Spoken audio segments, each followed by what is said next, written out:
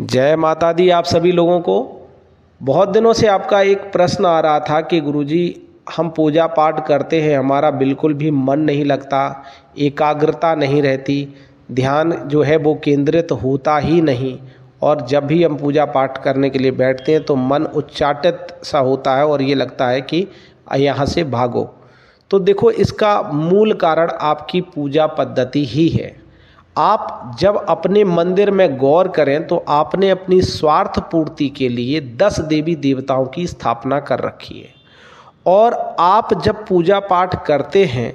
तो आपका ध्यान जब 10 में जा रहा है तो 10 जगह दिमाग बटेगा,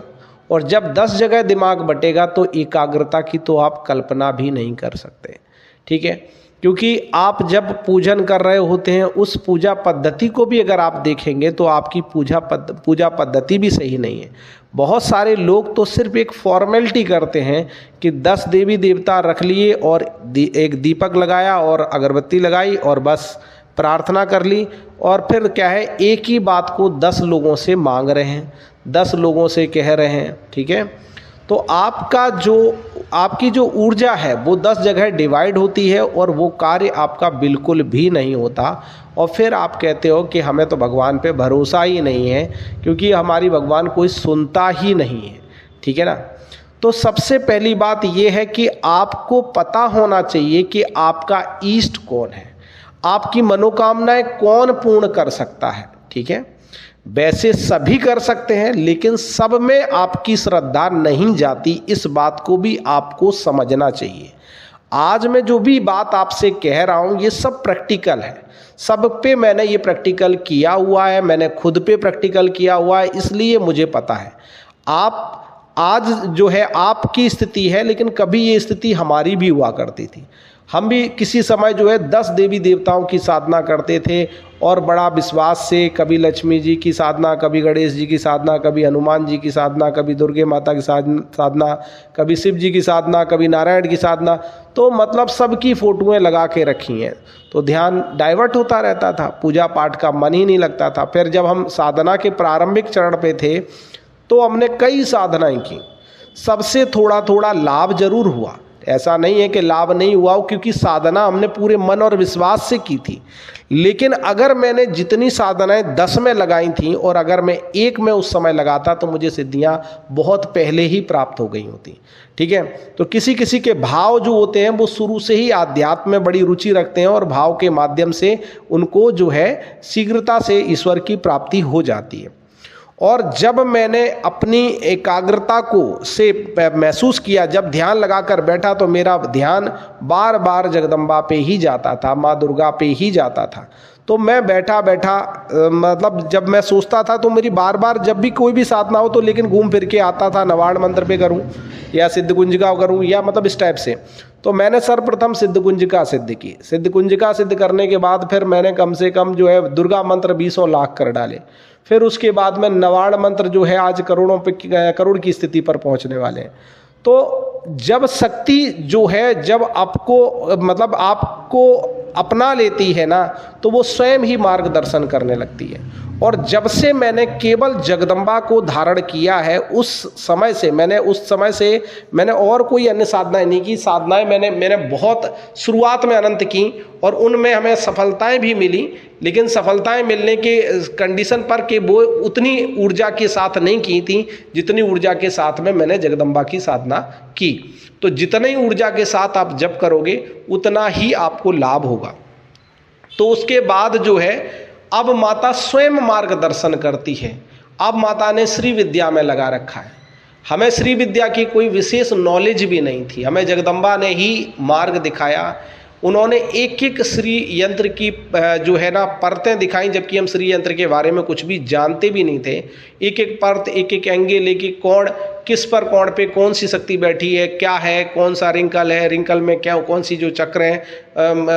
जो घेरे हैं उनमें क्या है, किस तरीके से, सब एक एक चीज़ का वर्णन उन्होंने ही किया। तो जब आपको कोई ईष्ट सही ढंग से प्राप्त हो जाता है तो वो आपको स्वयं ही आपके लक्ष्य तक पहुंचाता है और मेरी जगदम्बा मुझे उस लेवल पर लेकर जा रही है और मैं उस जैसा जैसा वो मार्ग दिखा रही है उसी प्रकार से मैं चलता जा रहा हूँ। उसी के निमित्त जो है, जो भी हमारा मार्गदर्शक बनने वाला होता है या मार्ग दिखाने वाला होता है, कोई ना कोई माता का ही भक्त हमें प्राप्त हो जाता है और वो स्वयं ही हमारा पूरी सहायता करके हमें उस तरीके से उस चीज़ को और अवगत करा देता है कि जहाँ हमसे कोई मिस्टेक हो रही है। तो कहने का मतलब है कि अगर आप अपने को पूर्णता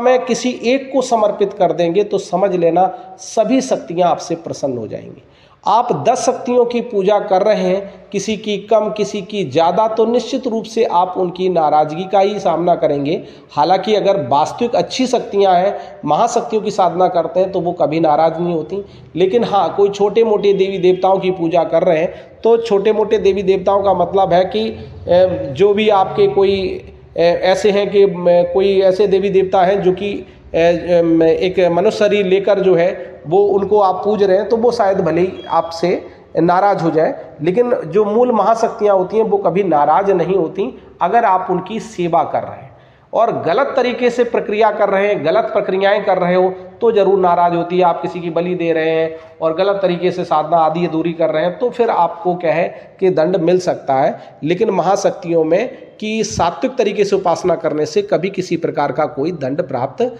नहीं होता। इसलिए मैं जो आपसे बोल रहा हूँ वो बहुत ही आज जो कि मतलब साधना में आपको सफलता का एक सीधा सीधा मार्ग दिखा रहा हूँ कि अगर आप इस मार्ग पर चले तो निश्चित रूप से आपको सफलता प्राप्त होगी। आप 10 मिनट के लिए ध्यान में बैठें और सभी देवी देवताओं पर नजर डालें, आपको निश्चित रूप से वो देवी देवता या जो वो शक्ति जरूर सामने आ जाएगी जिसको आप सबसे ज्यादा प्रेम करते हैं और जिसकी पूरी आपकी समर्पण जो है उसमें आप लगाना चाहते हैं, तो उसको ही पकड़ लो। अब आपके मन में कुछ भाव आते हैं कि नहीं, हमने भोलेनाथ की पूजा की तो हमें धन कहाँ से प्राप्त होगा, नहीं अगर हमने माँ दुर्गा की पूजा की तो हमें धन कहाँ से प्राप्त होगा, यहाँ से हमें जो पूजन कर रहे हैं उन मतलब देवी देवताओं से हमें ये लगता है कि जैसे केवल लक्ष्मी माता ही हमें धन दे सकती है, जैसे हमें कुबेर महाराज ही धन दे सकते हैं, है ना, या फिर हमारी जो शक्ति है तो वो हमें हनुमान जी दे सकते हैं, माता काल भैरव भगवान दे सकते हैं। तो मतलब आप देवी देवताओं को मतलब अपनी इच्छा पूर्ति के अनुसार आंकते हैं कि ये हमारी इस प्रकार की इच्छा यही देवी देवता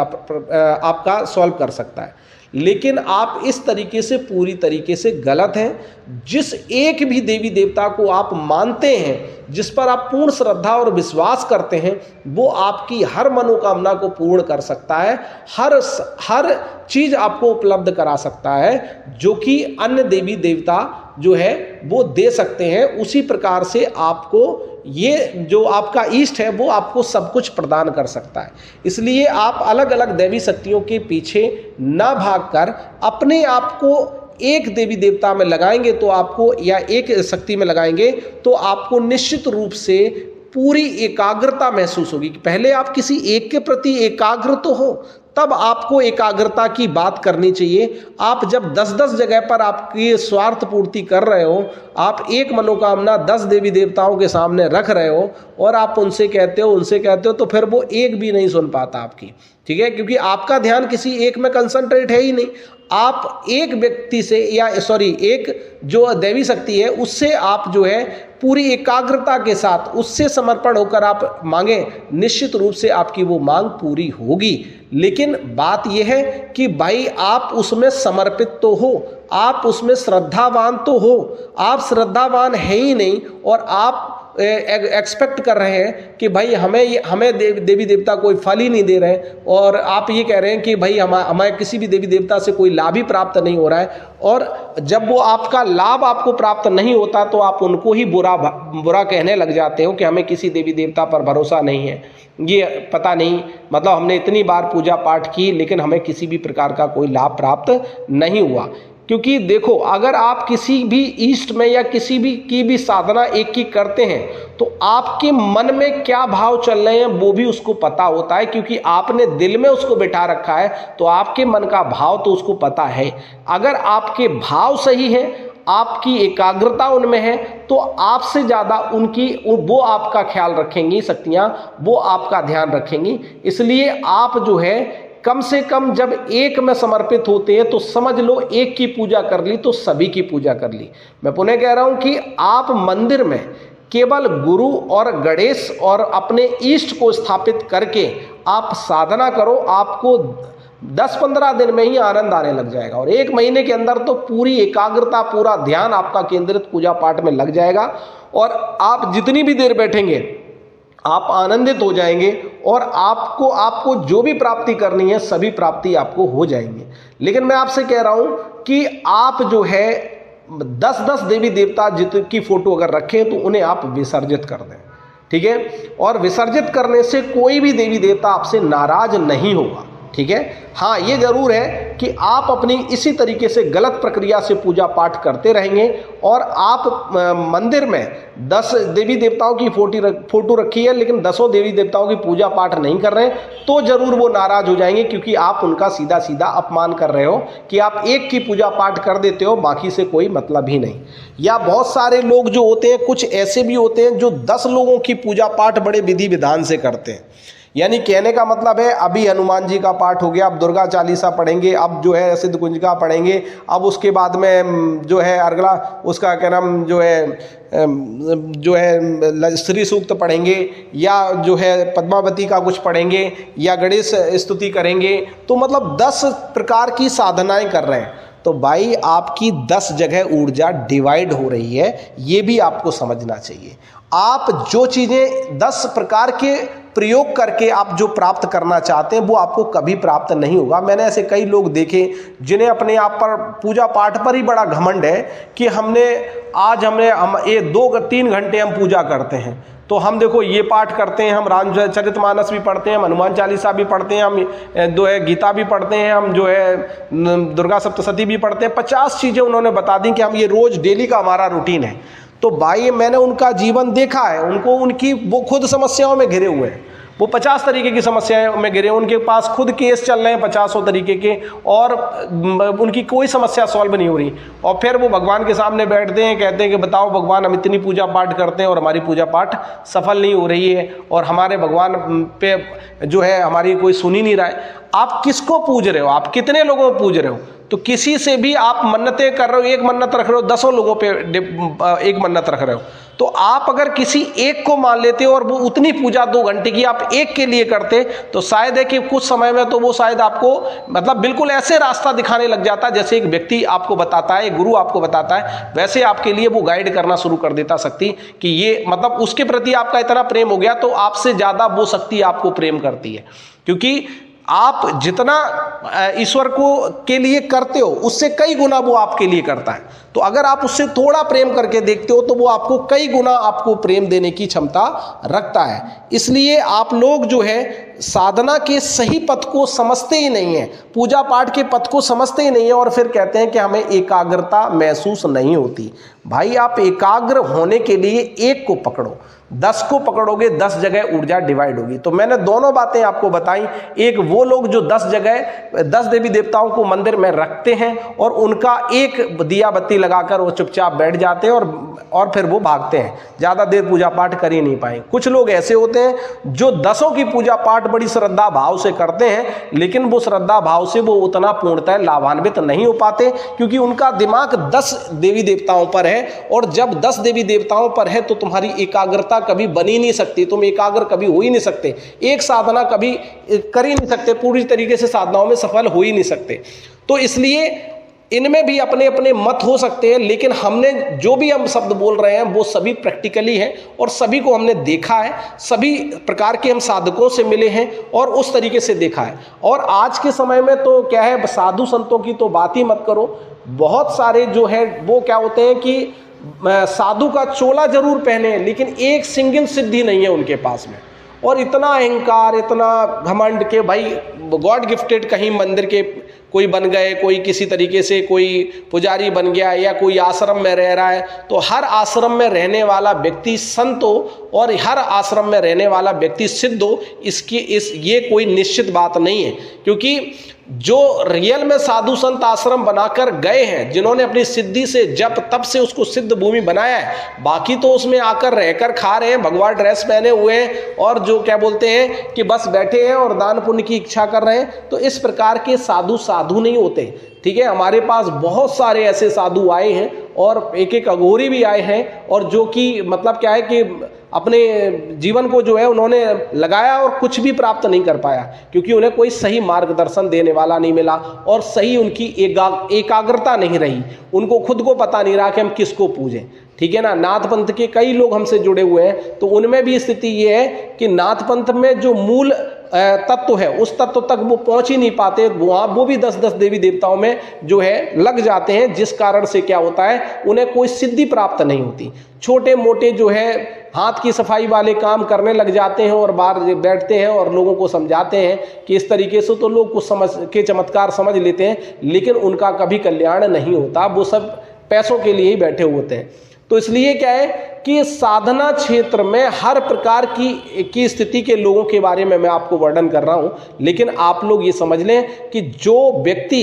ग्रस्त है और वो अपने जीवन में से अपने मतलब दिनचर्या में से 1 घंटा भी अगर भगवान को समर्पित होकर देता है, तो वो ये समझ लो कि एक साधु संत से बड़ी पूजा कर रहा है। दूसरी चीज ये कि जब आप पूजा स्थल में जाते हैं तो एक तस्वीर अगर आपकी सामने रहेगी और उस पर आपका ध्यान कंसंट्रेट रहेगा। गुरु और गणेश तो आपको क्या है कि साधना में सफलता के लिए आपके लिए हैं, और गुरु गणेश को तो गुरु जैसे का महत्व जिसने समझ लिया उसको तो वैसे ही सभी देवी देवता प्राप्त हो जाते हैं। गुरु को अगर साध लिया तो आपको ये सभी जो आपके जो मूल देवी है, मूल इष्ट है, वो तो आपको प्राप्त होगा और उनके माध्यम से आपको अन्य साधनाओं का पथ भी मिलेगा। लेकिन जब तक एक साधना सिद्ध नहीं की तब तक आप सोचें कि आपको अन्य 10 साधनाएं करें, एक साथ करें, कभी इसकी कर ली कभी उसकी कर ली, तो उस साधनाओं में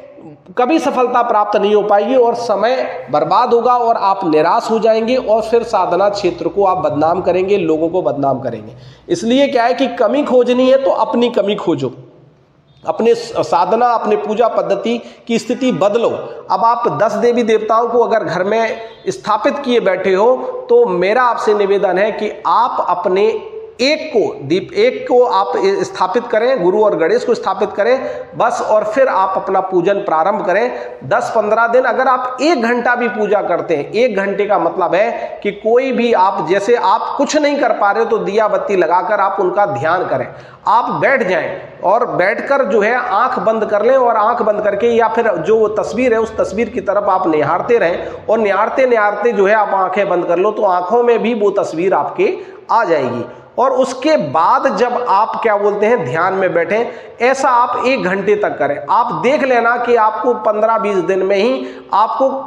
अजीब सा बल सा महसूस होगा और आपके सभी कार्य बनने लग जाएंगे, क्योंकि आपने 1 घंटा आप अपने इष्ट में रम पाए हो। कहने का मतलब आपने उनको देखा, फिर आपने आंखों में बंद करके अंदर उतार लिया, फिर उनको जब आंखों से छवि अंदर बंद करने से छवि बंद हो गई तो फिर आपने फिर निहारा, फिर निहार के फिर आपने आंखें बंद कर ली। तो आप ये एक अंदर समाने की प्रक्रिया, कोई मंत्र जप नहीं, कोई जप तप नहीं, आप सिर्फ 1 घंटा एकाग्र होकर बैठो और स्थिर भाव में बैठने की कोशिश करो। अगर आप आधा घंटा भी स्थिर भाव में बैठने लग गए तो आप ये समझ लो कि आप अपने आप एकाग्र होते चले जाओगे। तो इसलिए आपको मैं आज साधना का एक मूल रहस्य बता रहा हूं। जो लोग समझ पाएंगे, जिनके भाग्य में भक्ति होगी, वो लोग इस चीज को समझ पाएंगे और वो साधना करेंगे और साधना में पूरी तरीके से वो अनुकूलता प्राप्त करेंगे। और ये साधना में मैं वो पद्धति बता रहा हूं जिसमें आप अपनी शक्ति से जुड़ जाएंगे, फिर वो शक्ति ऑटोमेटिकली आपका मार्गदर्शन करेगी। और वो मार्गदर्शन का मतलब ऐसा नहीं है कि वो स्वयं ही आके करे, लेकिन आप जो भी सोचेंगे उसका जवाब आपको कहीं ना कहीं से वो प्राप्त करवा देगी। जो भी आपकी इच्छा है वो इच्छा की पूर्ति वो शक्ति आपकी करवाएगी, लेकिन जायज इच्छाओं की, नाजायज नहीं कि आप किसी को भी दुख देना चाहें, किसी को परेशान करना चाहें, किसी शत्रु को हानि पहुंचाना चाहें, तो वो नहीं। लेकिन जो शत्रु है आपका, जब आप किसी ईश्वर से, किसी दैवी कृपा आपके पास जाती है तो वो ये शत्रु जो है अपनी शत्रुता अपने आप ही छोड़ देता है। वो आपसे नाराज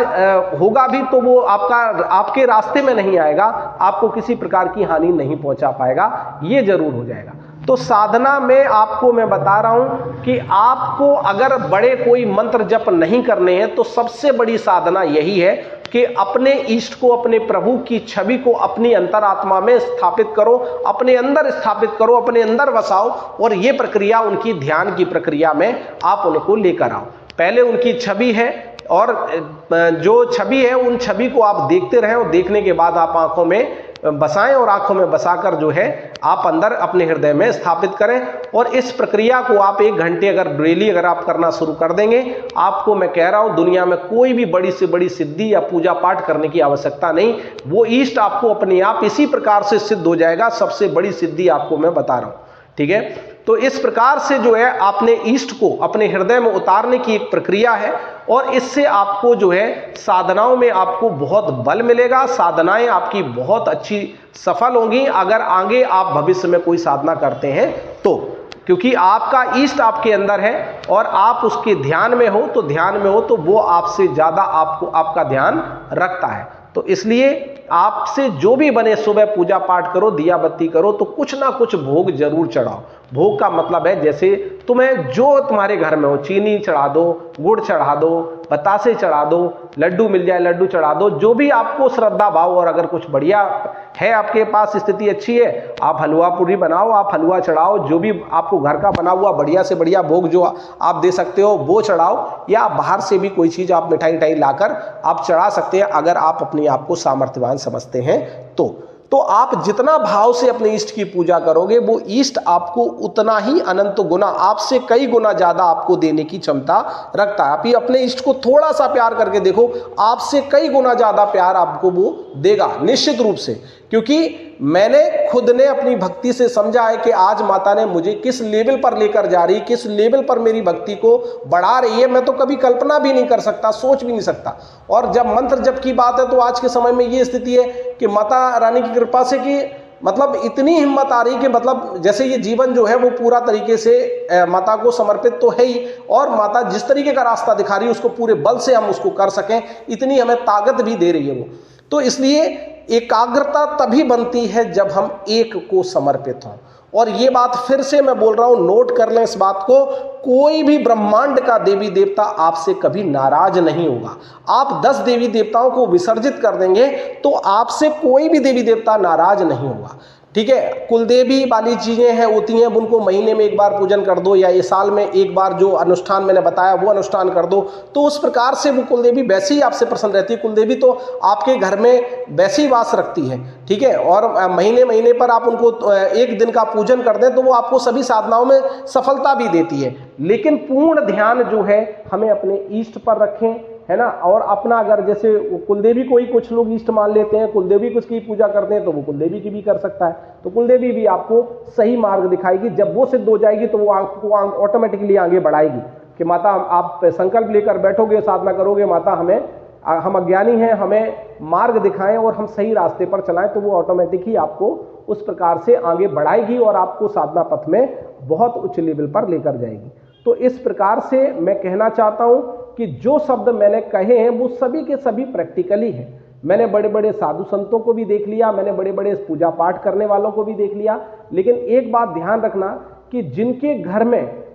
मतलब साफ सफाई रहती है, जिनके घर में एक खुशबू रहती है, जिनके घर में जैसे खुशबू का मतलब है गूगल धूप वगैरह जैसे है, इनकी जो जिनके घर में दिया बत्ती टाइप से होती है, उनके घर में जो पॉजिटिव घर होगा उसके घर में पैर रखोगे तो आपको एक सुगंध महसूस होगी। और जब किसी के यहाँ मलिनता होती है, नेगेटिविटी होती है, उसके घर में आप पैर रखोगे तो दुर्गंध उत्पन्न होगी, ठीक है ना। तो जिनके घर में भी दुर्गंध आ रही है वो अपने घर को शुद्ध करें, साफ करें और उसमें घर में खुशबू का निरंतर वास रखें, तो निश्चित रूप से उनके घर में पॉजिटिविटी का ही वास रहेगा, ठीक है। नमक के थोड़ा सा पानी जब पोंछा लगाएं तो नमक डाल दें और उससे मतलब साफ करें, ठीक है। और जो आपका क्या है कपूर, उसमें थोड़ा गूगल और लौंग वगैरह डालकर जो है उसको जलाएं और पूरे घर में उसको क्या है उसकी धुनी दें, तो निश्चित रूप से सारी नेगेटिविटियां अपने आप रिमूव होती हैं, घर में सुख शांति का वास होता है। इन प्रक्रियाओं को आप लोग करें और इसको ज़्यादा से ज़्यादा लोगों तक शेयर करें, जिसके माध्यम से लोगों को सही समझ आए कि आखिर उनकी पूजा पद्धति में दोष कहाँ आ रहा है। तो उनकी पूजा पद्धति में दोष यही आ रहा है कि वो लोग जो है वो साधना को जो है उस तरीके से नहीं कर रहे हैं जिस तरीके से उन्हें करना चाहिए था। ठीक है, तो आप सभी जो है ना लोग जो है इस बात को प्रश्न पूछें तो पहले अपने अंदर आकलन करें कि भाई आखिर अपनी पूजा पद्धति में कमी कहाँ हो रही है। मैं भगवती से प्रार्थना करता हूँ आपको सही मार्ग मिले, आप अपने जीवन को बहुत जीवन में अनुकूलता प्रदान कर सकें और जो है सभी को अनुकूलता प्रदान करें भी, क्योंकि जब जिसके पास भी हम जाते हैं हर तरीके से हमारे सहयोग की भावना होनी चाहिए और सब लोगों का सहयोग करने की हम जो है हमारे अंदर ये भावना रहेगी तो हमारा भी समाज में सहयोग होगा। जैसा करेंगे वैसा ही आपको फल मिलेगा। तो अच्छा सोचेंगे तो हर व्यक्ति अच्छा ही सोचेगा, बुराई करोगे तो आपको भी बुराई ही मिलनी है। ठीक है, तो अगर कोई व्यक्ति जो है जो मेरी बातें कोई बात किसी भी प्रकार की हमसे सहायता की आवश्यकता रहती है तो वो हमसे सहायता भी प्राप्त कर सकता है, हम उसका मार्गदर्शन जरूर करेंगे। ठीक है, तो सभी लोगों को जय माता दी, ओम नमः शिवाय।